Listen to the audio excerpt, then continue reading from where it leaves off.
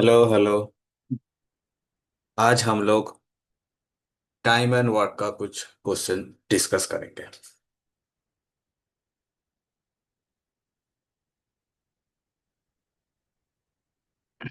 तो देखिए, पहले आपको क्वेश्चन को रीड करना है। उसको समझिए क्या बोला है क्वेश्चन में, क्या पूछा है, और आप खुद पहले इसको ट्राई कीजिए।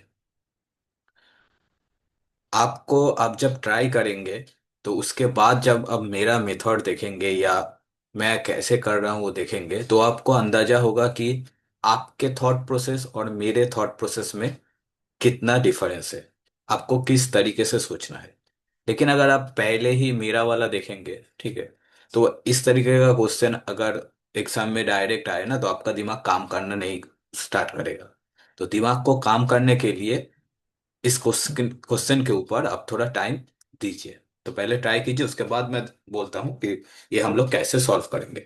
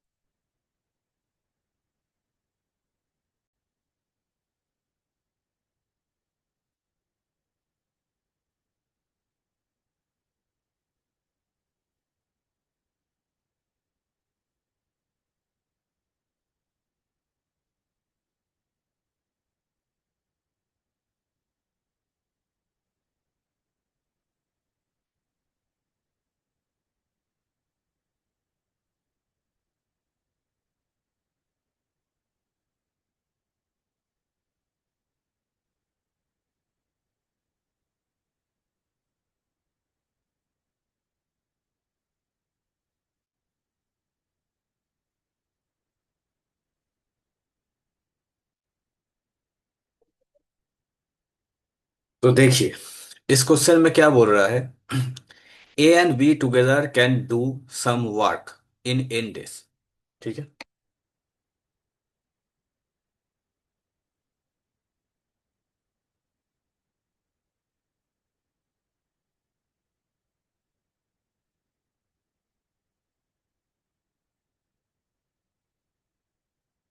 तो ए एंड बी काम कर रहा है, कोई एक वर्क कर रहा है इन डेज में।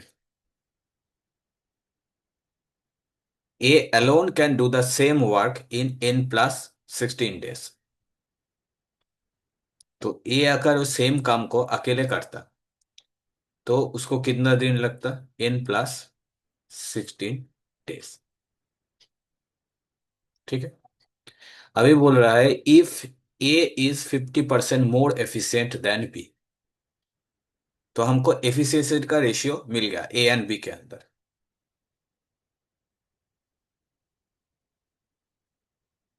एफिशिएंट का रेशियो क्या है, 50% मोर। 50% का मतलब क्या, 1/2।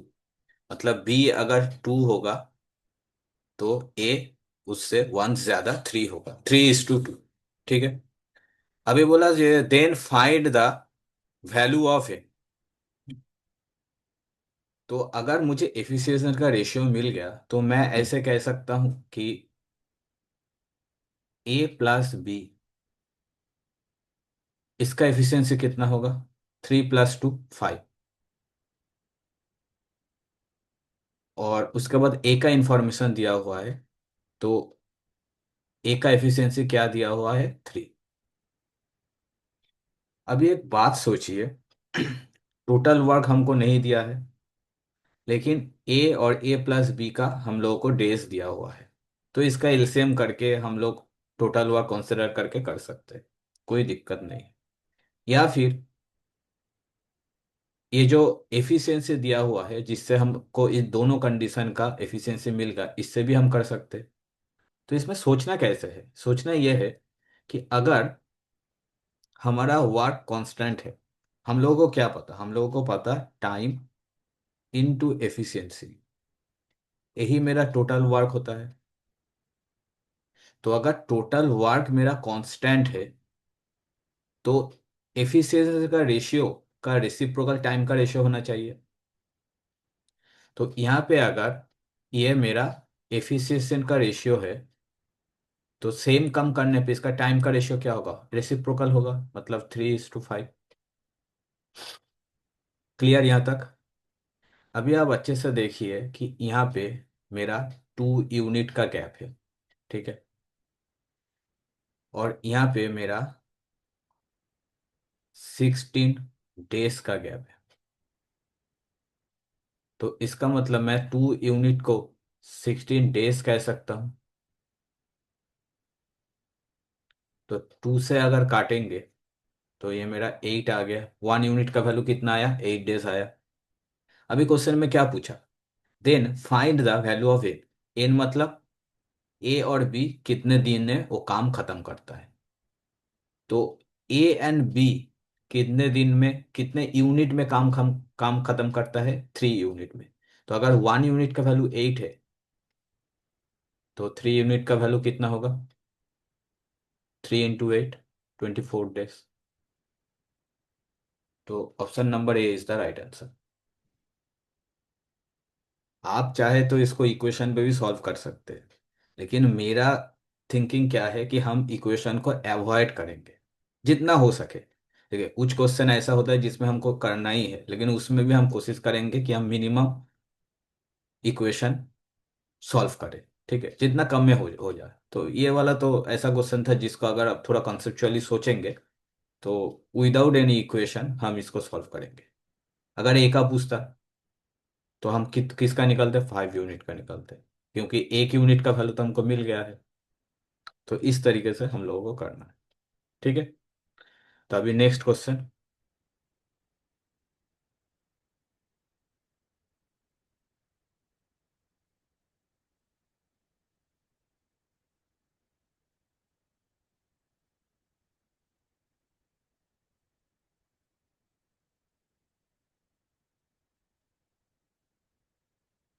तो आप लोग पढ़िए क्वेश्चन को और करने की कोशिश कीजिए। यहाँ पे क्या कह रहा है, XYZ can do a piece of work in 15, 30 and 20 days respectively, ठीक है। तो XYZ, एक्स एक काम करता है 15 डेज में, वाई सेम काम करता है 30 डेज में, जेड करता है 20 डेज में।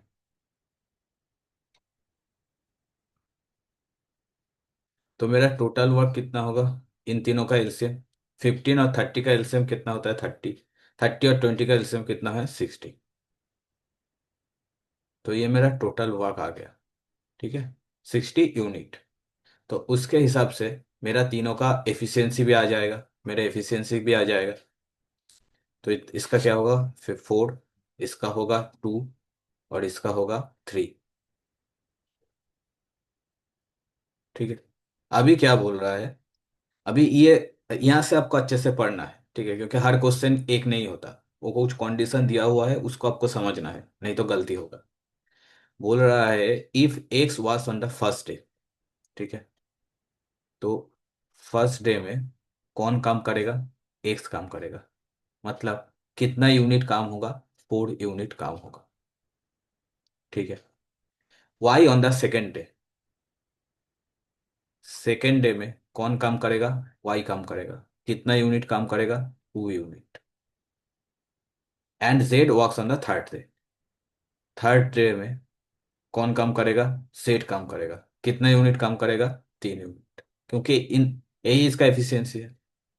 अब इसके बाद बोल रहा है again the same process is repeated, अगर इस तरीके से ये लोग काम करते रहे then how long will it take to complete the work if the work in this manner. हाँ, तो इसमें अगर काम करता है ऐसे तो कितना टाइम लगेगा। देखो, तो ये तीनों अगर काम करेगा तो ये 3 डेज वर्क हुआ ना, ये 3 डेज वर्क हुआ। तो 3 डेज वर्क कितना, 4, 5, 6, 7, 8, 9, 9 यूनिट। क्लियर, यहाँ तक समझ आया। टोटल वर्क मेरा कितना है, 60 यूनिट। अभी आप इस ये सोचो कि ये 9 यूनिट को किससे मल्टीपल करने पे इसके करीब आ रहा है। अगर मैं 6 से मल्टीपल करूं तो 6 9 सा 54। समझ आया? तो 3 डेज को भी मुझे 6 से ही मल्टीपल करना है। तो कितना हुआ ये, 18 डेज वर्क। मतलब 18 डेज तक मेरा 54 यूनिट काम खत्म हो जाएगा। ठीक है। तो उसके बाद फिर से फर्स्ट डे वर्क होगा। कौन करेगा? एक्स करेगा। कितना यूनिट करेगा? 4 यूनिट करेगा। तो कितना हुआ? 58 यूनिट। नेक्स्ट सेकेंड डे में कौन करेगा? वाई करेगा। कितना यूनिट? 2 यूनिट। तो अभी 60 यूनिट। तो मेरा काम खत्म हो गया क्योंकि टोटल वर्क कितना था? 60 यूनिट था। तो टोटल कितना दिन लगा? यहाँ पे 18, यहाँ पे और एक दिन 19, और यहाँ पे और एक दिन 20। तो मेरा टोटल 20 डेज लग रहा है। तो 20 इज द राइट आंसर। समझ आया? इसको आप ऐसे भी कर सकते थे कि अगर मेरा एफिशिएंसी इनटू टाइम, ये मेरा टोटल वर्क आता है, तो टाइम उसको कैसे निकालेंगे? Total work by efficiency. तो टोटल वर्क मेरा 60 और एफिशिएंसी मेरा 9। ठीक है, क्योंकि 3 डेज वर्क कंसिडर कर रहा हूँ। तो 3 से काटूंगा, 3 3 9, 3 2 20। तो मेरा कितना आया? 20/3। ठीक है। लेकिन ये मेरा 3 डेज, ये जो 9 यूनिट लेके मैं कैलकुलेशन किया, ये कितने दिन का हुआ? के 3 डेज का हुआ। तो जितना भी आया उसको 3 से मल्टीपल करना पड़ेगा, तभी मेरे को टोटल डेज आएगा। तो अगर हम 20/3 इंटू 3 करेंगे तो ये 3 3 कैंसिल हो जाएगा, फिर भी मेरा 20 डेज आएगा। बहुत सारे बच्चों का नहीं मिलेगा क्योंकि उस उन लोगों ने 3 मल्टीपल करना भूल गए या उनका दिमाग में ये बात नहीं आया। तो इसलिए मैंने इसको ब्रेक करके दिखाया। तो जब भी ऐसा वाला कंडीशन हो ना, जिसमें कुछ दिया हुआ है ये फर्स्ट करेगा उसके बाद सेकंड करेगा या दूसरा कोई भी कंडीशन, तो आपको जितना एफिशिएंसी आपको ये मिल रहा है ना, उससे कौन सा मल्टीपल करने पे जो टोटल मेरा वर्क है उससे करीब आ रहा है, ये सोच के करना है। तो इस तरीके से करोगे तो आई थिंक एग्जाम में गलती नहीं होगा। तो ये इसका अप्रोच होना चाहिए था। ठीक है। तो अभी नेक्स्ट क्वेश्चन।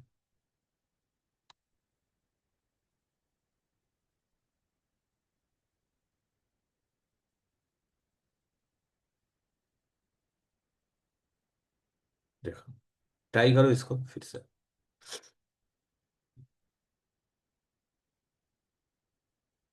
क्या कह रहा है? और ये सब मॉक में आया हुआ क्वेश्चन है, ये मतलब बच्चों से नहीं हुआ। तो कहाँ पे गलती हो रहा है आप ये सॉल्यूशन देख के, अप्रोच को समझ के आप समझ सकते हो कि आपको कहाँ पे रिकवर करना चाहिए या कहाँ पे आपको थोड़ी समझने की जरूरत है, कौन सा पॉइंट आप छूट रहे हो। ठीक है। तो इसमें क्या कह रहा है, ये भी बहुत आसान सा सवाल है। ठीक है। ए builder appoints 3 constructor worker A, B and C on one of his site. They take 8, 10, 15 days respectively to do a piece of work. यहाँ पे भी सेम चीज कहा गया है। तो ए कितने दिन में करेगा? 8 डेज में। बी कितने दिन में करेगा? 10 डेज में। सी कितने दिन में करेगा? 15 डेज। ठीक। तो हम टोटल वर्क अगर निकालेंगे तो इसका एलसीएम करेंगे। इसका एलसीएम कितना होता है? 8, 10 और 15 का। 4 2 8, 5 2 10, 3 5 15। तो 120 आएगा।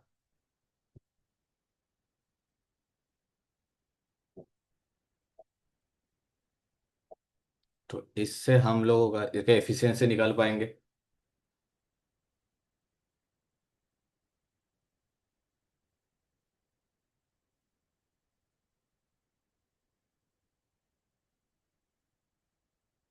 तो इसका एफिशिएंसी कितना होगा 15। इसका एफिशिएंसी कितना होगा 12। और इसका एफिशिएंसी कितना होगा 8। ठीक है, निकल आया। अभी इसके बाद कंडीशन दिया हुआ है, क्या कंडीशन दिया हुआ है, how many days will it take by A to complete the entire work if he works alone on the first day and is assisted by both B and C in every alternate day. तो इसका मतलब क्या, first day में कौन काम करेगा, सिर्फ ए काम करेगा, यहाँ पे मेंशन है as he works alone on the first day, तो सिर्फ ए काम करेगा। तो ए काम करेगा तो कितना यूनिट काम करेगा, 15 यूनिट काम करेगा। And is assisted by both B and C in every alternate day, मतलब सेकेंड डे में, सेकेंड डे में कौन काम करेगा, ए तो काम करेगा ही, उसके साथ उसको असिस्ट कौन करेगा, बी भी करेगा और सी भी करेगा। यहाँ पे बोल दिया गया है बोथ बी एंड सी। तो टोटल कितना होता है 12 8 20 35। ठीक है, तो अगर इस तरीके से चल रहा है तो हमारा 2 डेज वर्क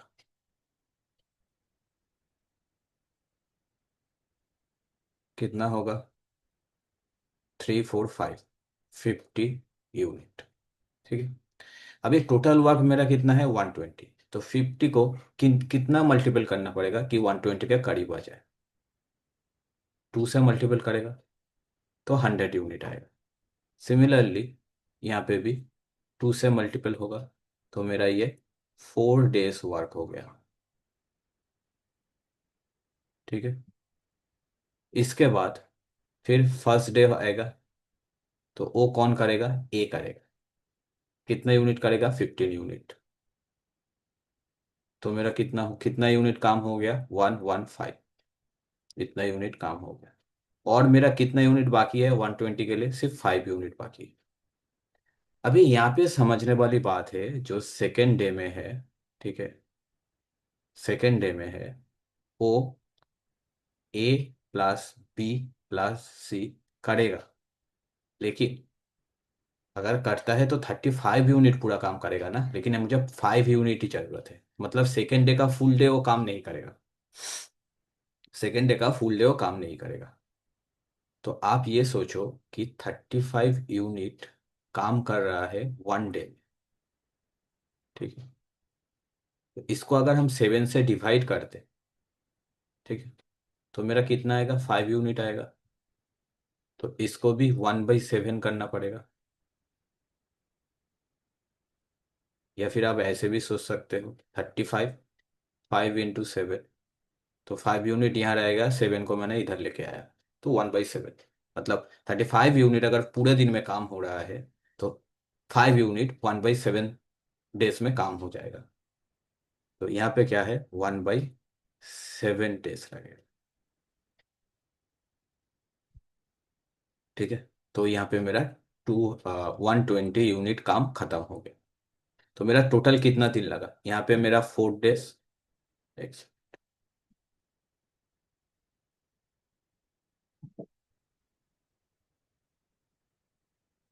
यहाँ पे मेरा 4 डेज, और यहाँ पे एक दिन, मतलब 5 डेज, और यहाँ पे 1/7, तो टोटल मेरा टाइम लगा 5, 1/7। अभी 5 7 से 35 प्लस 1 36, तो इसको तो हमको पता है 36/7 डेज। तो राइट आंसर इज 36/7 डेज। तो इस तरीके से करना है तो गलती का चांस कम है।